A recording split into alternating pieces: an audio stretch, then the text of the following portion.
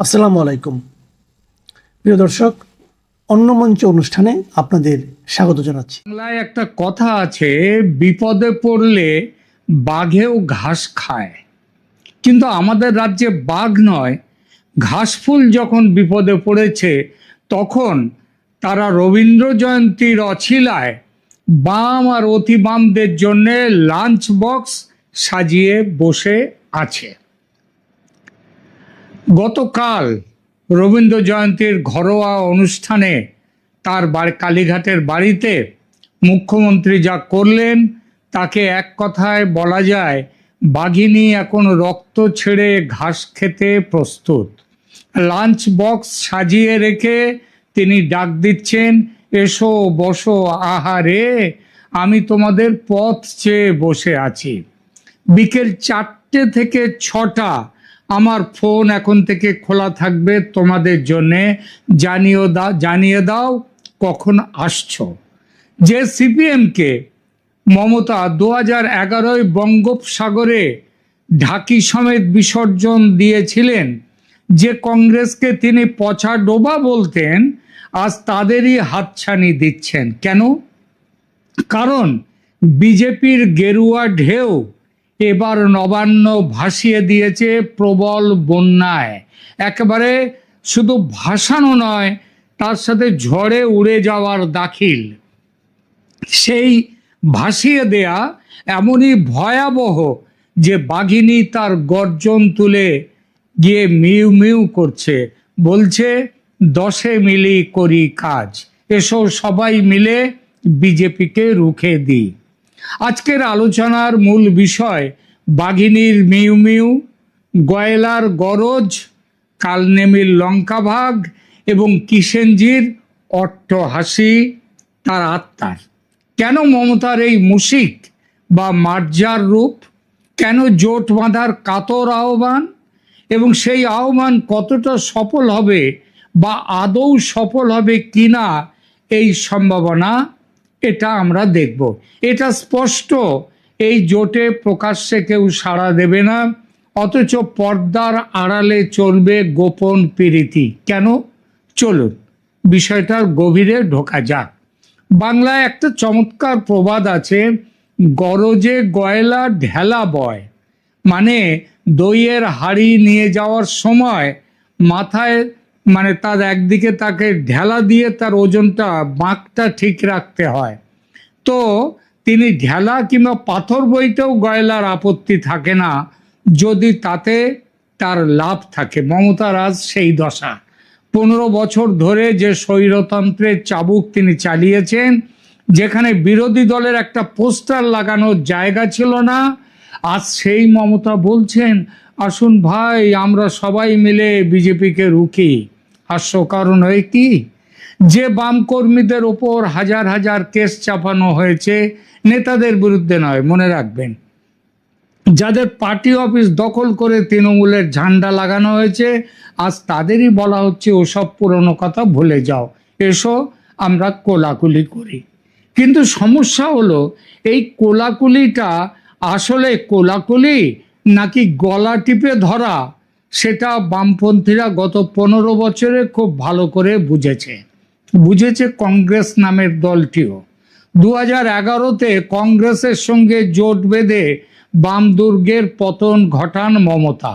তারপর বিধানসভার ভেতরে দলত্যাগ ঘটিয়ে এই যে মানস ভূঁইয়া, তার বিরুদ্ধে খুনের মামলা দিয়ে তাকে দলে টেনে নিয়ে আসা, তারপর আবার মন্ত্রীও করে দেয়া, মানে বিধানসভার ভেতরে দলত্যাগ ঘটানো, তাদেরকে ভয় দেখানো, আর বিধানসভার বাইরে তার টুটি চেপে কংগ্রেসকে শেষ করে দিতে মমতা দেরি করেননি। আজ বাম এবং কংগ্রেসকে অতীতের ছায়া বললেও বেশি বলা হয়, কারণ ছায়ার জন্ম হয় কায়া থেকে। কিন্তু এদের বাম কংগ্রেস, এদের তো এখন কায়া নেই, তারা কায়াহীন। তাদের কথা কায়াহীনের কাহিনী। এবার আসা যাক অতি বাম বা মাওবাদীদের প্রসঙ্গে। মুখ্যমন্ত্রী ভাবছেন রবীন্দ্রসঙ্গীত গাইলেই বোধহয় এক সঙ্গীতজ্ঞ হওয়া যায়, কিংবা সঙ্গীত প্রেমিক হওয়া যায়, রক্তের দাগ ধুয়ে যায়। তিনি ভাবছেন। কিন্তু জঙ্গলমহলের মাটি আজও কিষাণজির রক্তের কথা বলেনি। 2011 সালে এই মমতাই মাওবাদীদের সাথে জোট বেঁধেছিলেন সিপিএমকে তাড়াতে, আর ক্ষমতায় এসে কি করলেন? আলোচনা টোপ দিয়ে ডেকে নিয়ে এসে এনকাউন্টারে শেষ করে দেয়া হলো কিষাণজিকে। রাজনীতিতে এর চেয়ে বড় বিশ্বাসঘাতকতা অন্তত পশ্চিমবঙ্গের রাজনীতিতে ইতিপূর্বে দেখা যায়নি। আজ মমতা যখন অতি বামদের ডাক দেন এবং সেই ডাকে ওই ঝাড়খণ্ড থেকে এসে দীপঙ্কর ভট্টাচার্যের মতো অতি বামের ছদ্মবেশী অতি বামীরা তারা যখন এসে তার থেকে বলেন নো ভোট টু বিজেপি বলে মমতার সাথে আঁতাত করেন, তখন এবং যখন সেটা সত্ত্বেও আজ মমতা জঙ্গলমহলের ডাক দেন অতি বামদের সঙ্গে আসার, তখন জঙ্গলমহলের প্রতিটি জওয়ান আর প্রাক্তন গেরিলা তারা হাসেন। মাওবাদীরা হয়তো সশস্ত্র আন্দোলন ছেড়েছে, তারা ছাড়তে বাধ্য হয়েছে, কিন্তু তাদের স্মৃতিও কি ছেড়ে গেছে? তারা কি সেই বিশ্বাসঘাতকতা ভুলবে? আমার তো মনে হয় না। মমতা আসলে চাইছেন অতি বামদের সেই ক্ষমতাটুকু, মানে তাদের যে নুইসেন্স পাওয়ারটুকু আছে কিংবা তাদের যে পকেট ভোটটুকু আছে সেটা ব্যবহার করতে। কারণ অতি বাম মানেই নকশাল, মাওবাদ মানেই বন্দুকের আওয়াজ আসে। পশ্চিমবঙ্গের রাজনীতিতে বন্দুকেরও তো দরকার, মমতা কতটা তৈরি করে গেছেন। কিন্তু মনে রাখবেন, মাওবাদীরা একবার ছোবল খেলে সহজে সেটা ভোলে না। তাই প্রকাশ্যে এই আহ্বানে সাড়া দেওয়ার ইচ্ছা বা সাহস বাম অতি বাম কারোরই নেই। কিন্তু একটা কথা মানতেই হবে, প্রকাশ্যে না হলেও আড়ালে কিন্তু লক্ষিন্দরের বাসর ঘরে ছিদ্র খোঁজার চেষ্টা চলছে। কেন? উত্তরটা হলো মুসলিম ভোট ব্যাংক। 26-এর ভোটে পরাজয়ের পর তৃণমূল বুঝতে পারছে তাদের একমাত্র পুঁজি প্রায় ওই 30% ভোটই। কিন্তু সেখানেও এখন ভাগ বসাতে চাইছে আইএসএফ, হুমায়ুনের দল, বাম আর কংগ্রেস। একেই বলে কালনেমির লঙ্কা ভাগ। লঙ্কা জয়ের খবর নেই, অথচ হনুমান লঙ্কা পোড়ানোর আগেই কালনেমি বসে গেছে ভাগাভাগি করতে। বিজেপি বিরোধী জোটের মূল মন্ত্র উন্নয়ন নয়, আদর্শ নয়, বরং কে কত বড় মুসলিম দরদি মাটিতে নেমে তার প্রতিযোগিতা করা। মমতা করেছেন, তার পতন হয়েছে, তারপরে এখন সিপিএম, কংগ্রেস তারাও শুরু হয়ে গেছে এই লাইনে। কংগ্রেসের 2টি এমএলএ মুসলিম, সিপিএমের 1টি এমএলএ মুসলিম, আইএসএফের 1টি এমএলএ মুসলিম, হুমায়ুন কবিরের 2টি এমএলএ তারাও মুসলিম। আর মমতার দলের সম্ভবত ওই 80 জনের মধ্যে 31 জনই মুসলিম। আর এখানেই শুরু হয়েছে গোপন সমঝোতা। মমতা জানেন মুসলিম ভোট ভাগ হলে বিজেপির জয় আরো চওড়া হবে। তাই নির্বাচনের আগে জেলায় জেলায় তৃণমূলের পার্টি অফিস সিপিএম, কংগ্রেস দখল করছে, তবু মমতা চুপ। পুলিশ নীরব, যেন কিছুই হয়নি। পার্টি অফিস দখলের সময় চুপ করে থাকা, এগুলো আসলে এক ধরনের পলিটিক্যাল সিগন্যাল ছিল যে আমরা তোমাদের বন্ধু, এখন আমাদের কোলাকুলির সময়, সবাই মিলে লড়তে হবে বিজেপির বিরুদ্ধে। আমি তোমাদের ডিস্টার্ব করব না, তোমরা শুধু হিন্দু ভোটটা ভাগ করো যাতে বিজেপি বিপাকে পড়ে। কিন্তু মমতার সব হিসেব এখানে এসে মুখ থুবড়ে পড়েছে, তা হলো হিন্দু মেরুকরণ। গত 15 বছরে যে দুধেল গাই রাজনীতি চলেছে তার বিস্ফলকে নিজেদের পক্ষে পরিবর্তন করে তার লাভ এখন ঘরে তুলছে বিজেপি। যখন মুখ্যমন্ত্রী ইমাম ভাতা দেয়া শুরু করেছিলেন তখন কিন্তু পুরোহিতদের অবহেলা করেছিলেন। যখন দুর্গাপুজোর ভাসানে বাধা দিয়ে মহরমের মিছিলকে অগ্রাধিকার দিয়েছেন, তখন বাংলার সাধারণ হিন্দুর মনে 1946-এর সেই বীভৎস গ্রেট ক্যালকাটা কিলিং এর স্মৃতি ফিরে আসে, ফিরে এসেছে। এপার বাংলার একটা বড় অংশ দেশভাগের যন্ত্রণা সহ্য করা উদ্বাস্তুদের পরিবার এপার বাংলায় এসে তারা ওই নিজেদের অস্তিত্ব রক্ষার জন্যে কমিউনিস্ট হয়েছিল, কারণ কমিউনিস্টরা তখন এইসব সংগঠন দখল করে নিয়েছিল। ধর্মহীন সমাজের স্বপ্ন চারিয়ে দেয়া হয়েছিল ওই উদ্বাস্তুদের মনে, যারা কিন্তু ধর্মের কারণেই বাংলার পূর্ব পাকিস্তান ছেড়ে এপারে চলে আসতে বাধ্য হয়েছিল। তাদের বংশধরদের মনে আবার উদ্বাস্তু হওয়ার ভয় ঢুকিয়ে দিয়েছে তৃণমূলের তোষণ নীতি, আর সেই ভয়কে আরও তাকে নিজেদের স্বার্থে, নিজেদের জন্যে, নিজেদের প্রয়োজনে সেই ভয়টাকে তাদের মধ্যে আরো বেশি করে চারিয়ে দিয়েছে বিজেপি, যে এই দেখো তৃণমূল তোমাদের কোথায় নিয়ে যাচ্ছে। ভোটাররা দেখেছেন একদিকে মুসলিম স্বার্থ রক্ষার মরিয়া চেষ্টা, আর অন্যদিকে নিজেদের অস্তিত্বের লড়াই। বিজেপির এই বিপুল জয় তাই কোনো মিরাকেল নয়, এটা হলো দীর্ঘ 50 বছরের পুঞ্জীভূত ক্ষোভের বিস্ফোরণ। তোষণের সূত্রপাত হয়েছিল বাম জমানায়, আর সেটাকে লাগাম ছাড়া করেছে মমতা জমানায়। আর তাই অস্তিত্ব রক্ষার তাগিদে বাঙালি হিন্দু আজকে মেরুকরণের পথে আসতে বাধ্য হয়েছে, নইলে আবার উদ্বাস্তু হতে হবে তাদের এই ভয়ে। মমতার জোটের আহ্বান এই মেরুকরণকে আরো শক্ত করবে, অর্থাৎ বাম, অতিবাম, কংগ্রেস, বিজেপি বিরোধীরা যদি মমতার জোটের আহ্বানে একসাথে আসে, তখন হিন্দু ভোটাররা বলবে সবাই একজোট হচ্ছে শুধু আমাদের দাবিয়ে রাখার জন্যে, মুসলিম ভোটের জন্যে। এই যে ভয় আর অস্তিত্বের সংকট, এটা কোনো সাময়িক আবেগ নয়। এই মেরুকরণের দেওয়াল এতটাই চওড়া যে তাতে রবীন্দ্রসঙ্গীতের প্রলেপ লাগিয়ে কোনো কাজ আর হবে না মমতা ব্যানার্জি মহোদয়া। সারসংক্ষেপে তাহলে কি দাঁড়ালো? মমতা বন্দ্যোপাধ্যায় এখন সেই ডুবন্ত মানুষের মতো, যে খড়কুটো আঁকড়ে ধরতে চাইছে। তিনি বামেদের ডাকছেন, অতিবামদের ডাকছেন, এমনকি যে কংগ্রেসকে তিনি দুর্বল করেছিলেন ভেঙে চুরে, তাদেরও ডাকছেন। কিন্তু ইতিহাসের পাতায় একটা কথা লেখা থাকে, অন্যায়ের পথে যে সাম্রাজ্য গড়া হয়, পতনের সময় কেউ তার পাশে থাকে না। গোপন সমঝোতা নিশ্চিতভাবেই কিছুটা না কিছুটা হবেই, কিন্তু তাতে তৃণমূলের গদি ফিরবে না বাম কংগ্রেসেরও। কারণ মেরুকরণ যখন একবার সম্পূর্ণ হয়ে যায়, বিশেষ করে যে হিন্দুরা নিজেদেরকে কখনো ধর্মের দৃষ্টিতে দেখত না, সেই তাদের মধ্যেও যখন মেরুকরণ সম্পূর্ণ হয়ে যায় ধর্মের বিচারে, তখন পাটিগণিতের হিসেব আর খাটে না।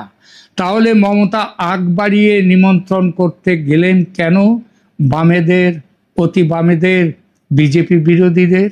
এর সহজ উত্তর, ডুবন্ত মানুষ খড়কুটোকে ধরেও বাঁচতে চায়। মমতার এই আহ্বান, এই ডাক আসলে তার পরাজয়ের আনুষ্ঠানিক স্বীকারোক্তি। গতকাল রবীন্দ্র জয়ন্তীর অনুষ্ঠানে রবীন্দ্রনাথের ছবির সামনে দাঁড়িয়ে তিনি যা করেছেন তা কোনো জোটের ডাক নয়, বরং সম্মুখে মৃত্যুর পদধ্বনি শুনে রাজনৈতিক উইল তিনি সই করে গেলেন যে আসুন সবাই মিলে ভাগাভাগি নয়, একসাথে লড়াইটা করি। প্রিয় দর্শক, আপনার কি মনে হয় মমতার এই জোটের প্রেম কি পারবে বিজেপির গেরুয়া ঢেউ রুখতে, নাকি 26-এর পর ইতিহাস অন্য কথা বলবে? কমেন্টে জানান আপনাদের মতামত।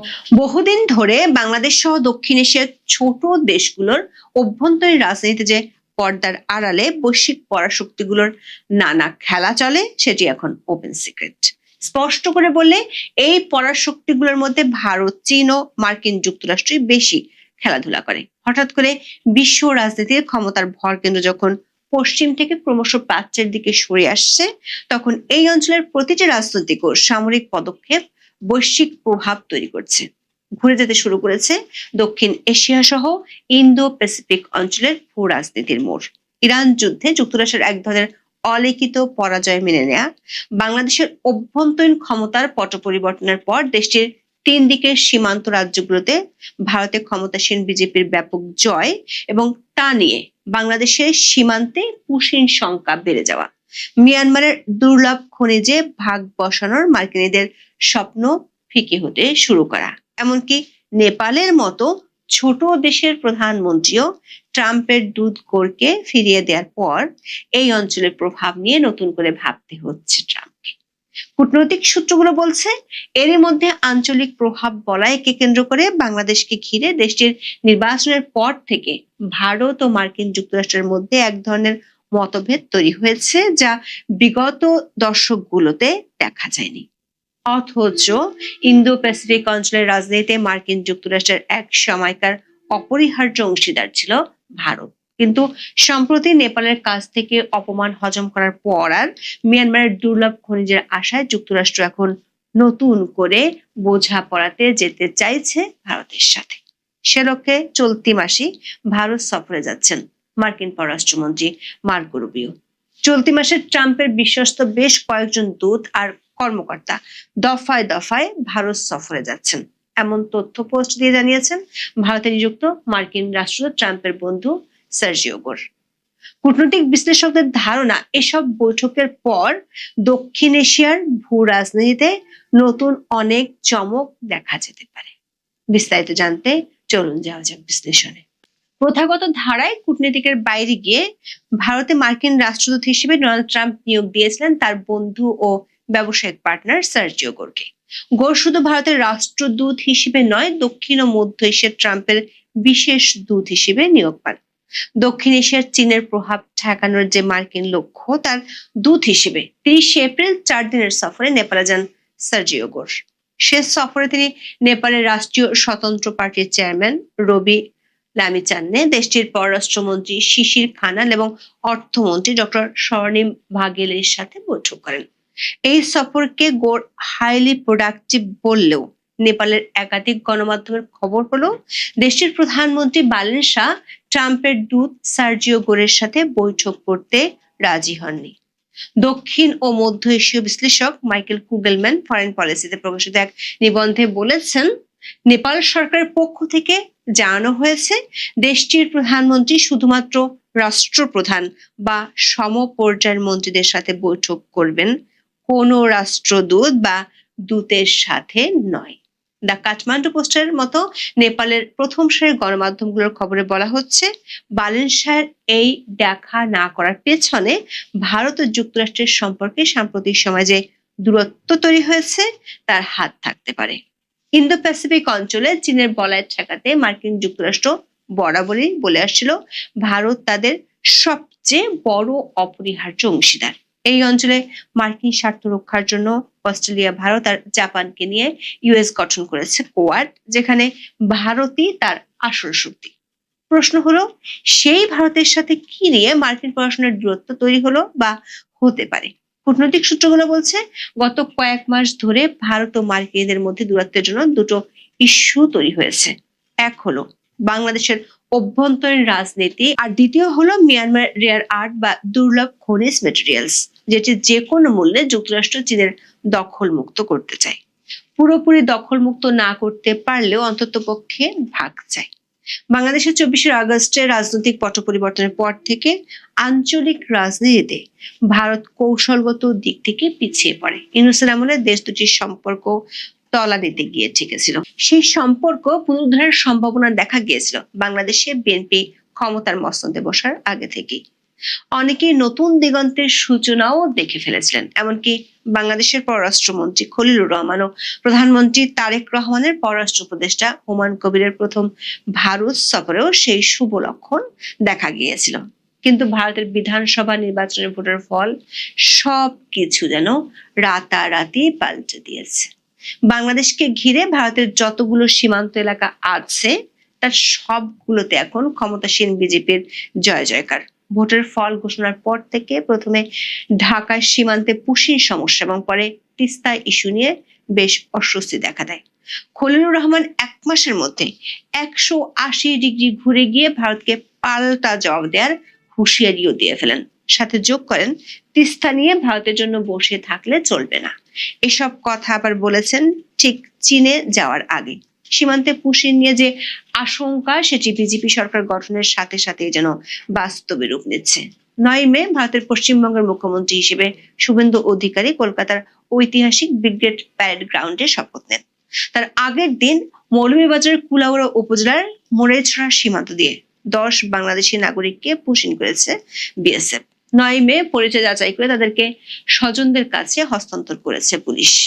এরই মধ্যে ব্রাহ্মণবাড়িয়ার কসবা সীমান্তে বিএসএফ সদস্যের ছোড়া গুলিতে 2 বাংলাদেশি নিহত হয়েছেন। কুষ্টিয়ার দৌলতপুর সীমান্তে জনসাধারণকে সতর্ক করতে মাইকিং করেছে বর্ডার গার্ড বাংলাদেশ বিজিবি।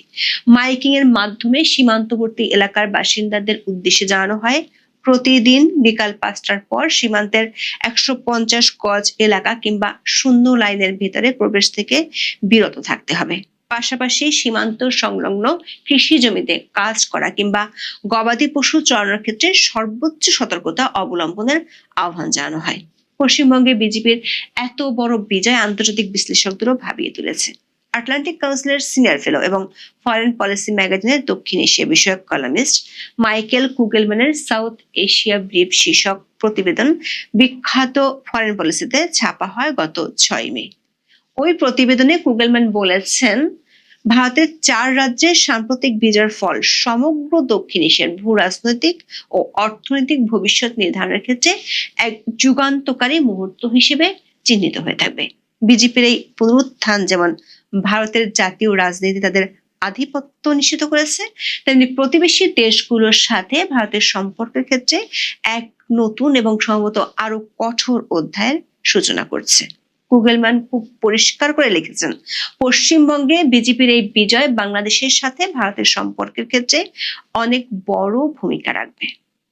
কূটনৈতিক সূত্রগুলো বলছে, বাংলাদেশে ত্রয়োদশ জাতীয় সংসদ নির্বাচনের আগে দেশের অভ্যন্তরীণ রাজনীতির প্রেক্ষাপট নিয়ে ভারত ও আমেরিকার মধ্যে এক ধরনের সমঝোতা ছিল, কিন্তু আওয়ামী লীগের কার্যক্রম নিষিদ্ধ রাখা এবং তিস্তা ইস্যুতে চীনের সাথে আলোচনার পরও যুক্তরাষ্ট্রের মৌনতার কারণে ভারত ও যুক্তরাষ্ট্রের মধ্যে সম্পর্কের দূরত্ব তৈরি হয়। এরই মধ্যে মধ্যপ্রাচ্যে সৌদি আরব ও কুয়েতের বিরোধিতার কারণে এক ধরনের অলিখিত পরাজয় নিয়ে পিছু হাঁটে ট্রাম্প বাহিনী। অথচ এই যুদ্ধে মধ্যস্থতাকারী হিসেবে সৌদি আরবের সাথে প্রতিরক্ষা চুক্তি থাকা পাকিস্তানের উপরই ভরসা করেছিল ট্রাম্প।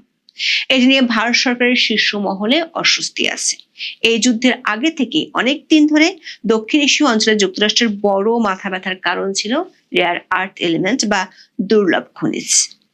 এই খনিজের বিশাল ভান্ডারকে কেন্দ্র করে মিয়ানমার এখন দক্ষিণ এশিয়ার নতুন ইরান হিসেবে আবির্ভূত হওয়ার পথে। মিয়ানমারের উত্তরে গহীন অরণ্য এবং পাহাড়ের নিচে লুকিয়ে থাকা এই সম্পদ এখন কেবল চীন বা ভারতের মাথা ব্যথার কারণ নয়, বরং ওয়াশিংটনের জন্য এটি একটি অস্তিত্ব রক্ষার লড়াইয়ে পরিণত হয়েছে। 21 শতকের বৈশ্বিক প্রতিযোগিতার মূল হাতিয়ার হলো প্রযুক্তি, আর প্রযুক্তিকে সচল রাখে রেয়ার আর্থ এলিমেন্টস বা বিরল খনিজ ধাতু। রসায়ন বিজ্ঞানের পর্যায় সারণীর ল্যান্থানাইডের সঙ্গে স্ক্যান্ডিনিয়াম ও ইট্রিয়াম মিলিয়ে মোট 17টি উপাদানকে বলা হয় বিরল খনিজ। প্রায় একই খনিজ ভূমিতে পাশাপাশি থাকে, আলাদা করতে হয় সূক্ষ্ম রসায়ন কারিগরি দিয়ে। বলা হয় 17টি ধাতুর এই গ্রুপ ছাড়া আধুনিক অর্থনীতি কার্যত অচল হয়ে যাবে। কেন? কারণ এই ধাতু ছাড়া আধুনিক যুদ্ধ বিমান থেকে সমরাস্ত্র কিংবা স্মার্টফোন কোনোটাই তৈরি করা যাবে না। Fighter jet, submarine sensor, radar, নিখুঁত লক্ষ্যভেদী ক্ষেপণাস্ত্র ব্যবস্থা থেকে শুরু করে নবায়নযোগ্য জ্বালানির পরিকাঠামো, স্মার্টফোনের খুদে স্পিকার, বৈদ্যুতিক গাড়ির শক্তিশালী motor, lithium iron battery, wind টারবাইনের জেনারেটর, সবখানে এগুলো লাগে। বিশেষ করে আধুনিক প্রতিরক্ষা প্রযুক্তিতে এই উপাদানগুলোর ভূমিকা এতটাই গুরুত্বপূর্ণ যে যুক্তরাষ্ট্র ও ন্যাটো দেশগুলো এগুলোকে কৌশলগত উপাদান হিসেবে শ্রেণীবদ্ধ করেছে। টেসলা, বিএমডব্লিউ, টয়োটা থেকে শুরু করে বিশ্বের প্রায় সব ইভি নির্মাতা প্রতিষ্ঠানই এই উপাদানের উপর নির্ভরশীল। যুক্তরাষ্ট্রের ভূতাত্ত্বিক জরিপ সংস্থা গোল্ডম্যান স্যাক্স গ্লোবাল ইনভেস্টমেন্ট রিসার্চের সাম্প্রতিক তথ্য বলছে, বিশ্বের মোট বিরল খনিজ মজুদের 20% বেশি আছে দক্ষিণ পূর্ব এশিয়ার মাটিতে। চীন একাই বিশ্ব মজুদের 49% এবং খননের প্রায় 69% নিয়ন্ত্রণ করে। কিন্তু প্রসেসিং বা পরিশোধনের হিসাবে ধরা হলে সাপ্লাই চেনের 90% নিয়ন্ত্রণ করে চীন। এই বিরল খনিজ বর্তমানে এই অঞ্চলে যুক্তরাষ্ট্রের ভূ রাজনীতির কেন্দ্রবিন্দু হয়ে উঠেছে। মিয়ানমার এই দুষ্প্রাপ্য খনিজ সম্পদের ভান্ডার। মিয়ানমারের উত্তরাঞ্চলের কাচিন রাজ্যের চিপোয়ে পাংওয়া খনি অঞ্চলে রয়েছে বিশ্বের সবচেয়ে সমৃদ্ধ হেভি রেয়ার আর্থ মজুদ। 2024 সালে এটি দখল করে নেয় বিদ্রোহী গোষ্ঠী কাচিন ইন্ডিপেন্ডেন্ট আর্মি বা কেআইএ। বর্তমানে এই খনিজের 90 থেকে 95% রয়েছে চীনের নিয়ন্ত্রণে। এছাড়া বৈশ্বিক চুম্বক উৎপাদনের প্রায় পুরোটা বেইজিং এর দখলে। এর ফলে যুক্তরাষ্ট্র, জাপান, ইউরোপ ও ভারত চীনের উপর অত্যাধিক নির্ভরশীল। চীন শুধু রপ্তানি নয়, বরং রপ্তানির শর্ত ব্যবহার করছে কূটনৈতিক অস্ত্র হিসেবে। 2025 সালের এপ্রিল মাসে তারা হঠাৎ করে বিরল খনিজ ও চুম্বক রপ্তানি বন্ধ করে দিলে ভারতের বৈদ্যুতিক গাড়ি ও প্রতিরক্ষা শিল্পে তাৎক্ষণিক সংকট দেখা দেয়। কিন্তু সম্প্রতি ভারত এই রেয়ার আর্থের ক্ষেত্রে বেশ সাফল্য পেয়েছে। একদিকে জান্তা সরকার, আর একদিকে মিয়ানমারের বিদ্রোহী গোষ্ঠীগুলোকে তারা ম্যানেজ করতে পেরেছে। অন্যদিকে যুক্তরাষ্ট্র চাইছে মিয়ানমারের এসব রেয়ার আর্থের খনিগুলোর মাইনিং ক্যাপাসিটি বাড়ানোর জন্য বিনিয়োগ করতে, যাতে করে খনিগুলো উৎপাদনকে ব্যাপকভাবে বাড়াতে পারে এবং একই সাথে মার্কিন কৌশলগত সরবরাহে সাহায্য করতে পারে। কিন্তু এটি ভাবা যত সহজ, করা ততটাই কঠিন। কারণ সমস্যা দানা বাঁধছে মিয়ানমারের খনিগুলোর দায়িত্বে থাকা চীনপন্থী বিদ্রোহী গ্রুপগুলোর জন্য। কাচিনে রয়েছে কাচিন ইন্ডিপেন্ডেন্ট আর্মি বা কেআইএ, যারা অস্ত্র ও টাকা পয়সা পায় চীন থেকে। ফলে কাচিনের রেয়ার আর্থের যতগুলো খনি আছে সবগুলো থেকে নামেমাত্র মূল্যে সম্পদ কিনে নেয় চীন। যেমন 2023 সালে কাচিন থেকে 40,000 টন রেয়ার আর্থ নিয়েছে চীন। গত 2 দশকে মিয়ানমারের প্রতি মার্কিন নীতি কোনো প্রভাব ফেলতে পারেনি। এমনকি মিয়ানমারের জাতিগত বৈষম্য, মানবাধিকার লঙ্ঘন, দুর্নীতি সহ নানা অপকর্মে জড়িত রাজনৈতিক ব্যক্তিত্ব ও সামরিক কর্মকর্তাদের উপরও প্রভাব বিস্তার করতে পারেনি আমেরিকা। আবার ট্রাম্প প্রশাসন ব্রেভ বার্মা অ্যাক্ট করেও কোনো ফল পায়নি। শেষমেশ জান্তা সরকারের ঘনিষ্ঠ কোম্পানিগুলোর উপর নিষেধাজ্ঞা তুলে দিয়েও খুব একটা কাজ হচ্ছে না। বাংলাদেশি ইউনূস সরকারকে সমর্থন দিয়ে রাখাইন করিডোরের মাধ্যমে আরাকান আর্মিকে সাহায্য করার চেষ্টা করেছিল। সেই চেষ্টাও বিফলে গেছে। উল্টো আরাকান আর্মি এখন পিছু হটেছে। দেখা যাচ্ছে দক্ষিণ এশিয়ার রাজনীতিতে একের পর এক পিছিয়ে পড়ছে মার্কিন যুক্তরাষ্ট্র। এই অঞ্চলের সাফল্য বলতে শুধু ইউনূসের মাধ্যমে চাপিয়ে দেয়া বাংলাদেশের সাথে একপক্ষীয় বাণিজ্য চুক্তি, 14টি বোয়িং বিমান আর কয়েক লাখ টন গম বেচতে পারাই আপাতত এই অঞ্চলে মার্কিন সাফল্য। কূটনৈতিক সূত্রগুলো বলছে মিয়ানমারের রেয়ার আর্থের মতো পুরাতন সমস্যার সাথে পশ্চিমবঙ্গে বিজেপির জেতা আর নেপাল থেকে ট্রাম্পের দূত গোড়ের খালি হাতে ফেরা ট্রাম্প প্রশাসনের পররাষ্ট্র দপ্তরকে ভাবিয়ে তুলেছে, যে কারণে তারা ইন্দো প্যাসিফিক অঞ্চলের পুরাতন মিত্রকে ফিরে পেতে মরিয়া। নেপাল থেকে খালি হাতে ফিরেই ট্রাম্পের দূত সার্জিও গোর পোস্ট দিয়ে জানিয়েছেন মার্কিন পররাষ্ট্রমন্ত্রী মার্কো রুবিও দ্বিপক্ষীয় আলোচনার জন্য ভারত সফরে যাচ্ছেন। রুবিও 24 থেকে 26 মে 3 দিনের সফরে দিল্লিতে যাবেন। সেখানে ভারতের প্রধানমন্ত্রী নরেন্দ্র মোদী, পররাষ্ট্রমন্ত্রী এস জয়শঙ্কর ও নিরাপত্তা উপদেষ্টা অজিত দোভালের সাথে তার বৈঠকের সূচি চূড়ান্ত হয়েছে। একই সময় তিনি কোয়াডের সম্মেলনেও যোগ দিবেন। দর্শক, গত জানুয়ারিতে মার্কিন পররাষ্ট্রমন্ত্রী হিসেবে দায়িত্ব গ্রহণের পর রুবিওর এটাই প্রথম ভারত সফর। মিস্টার রুবিওর সফরের মধ্যে মার্কিন যুক্তরাষ্ট্রের স্বাধীনতার ঘোষণার 250 বছর উদযাপনের জন্য 24 মে দিল্লিতে একটি পাবলিক রিসেপশন অনুষ্ঠান করা হবে। মার্কিন প্রেসিডেন্ট ডোনাল্ড ট্রাম্পের দক্ষিণ ও মধ্য এশিয়া বিষয়ক বিশেষ দূত গোর এক পোস্টে বলেন, ভারতের সঙ্গে ক্রমবর্ধমান অংশীদারিত্বকে যুক্তরাষ্ট্র গভীরভাবে মূল্যায়ন করে এবং আরো শক্তিশালী সম্পর্ক গড়ে তুলতে পেরে উচ্ছ্বসিত। তিনি মার্কো রুবিওর উদ্দেশ্যে লেখেন, শীঘ্রই দেখা হবে মিস্টার সেক্রেটারি। আবার দিল্লির লেফটেন্যান্ট গভর্নর তরণজিৎ সিং সান্ধুর সঙ্গে বৈঠকের পর আরেকটি পোস্টে গোর আরো ঘোষণা করেন, সামনের মাসগুলোতে বেশ কয়েকজন মার্কিন গভর্নর ভারত সফরে আসছেন। চলবে টানা দফায় দফায় বৈঠক। কূটনৈতিক সূত্রগুলো বলছে এসব বৈঠকের পর ট্রাম্পের ভারত সফর নিয়ে ঘোষণা আসতে পারে। বিশেষ করে নভেম্বরে যুক্তরাষ্ট্রের মধ্যবর্তী নির্বাচনের আগে ট্রাম্প ভারতীয় বংশোদ্ভূতদের ভোট ব্যাংক দখল করতে ভারত সফরে আসতে পারেন।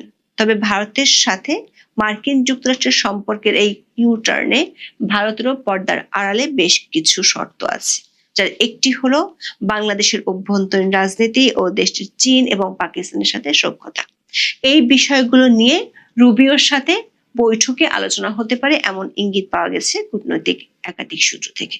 এখন এই পর্যন্ত সবাই